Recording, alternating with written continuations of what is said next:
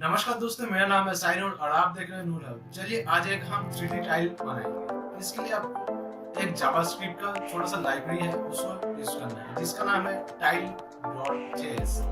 और ये एक बहुत लाइट वेटेड है और बहुत स्मूथ है। और इसका जो एनिमेशन का इफेक्ट होगा फ्रेम पर सेकेंड का, वो है 60 FPS। और इसे यूज करना बहुत ही आसान है। चलिए शुरू करते हैं।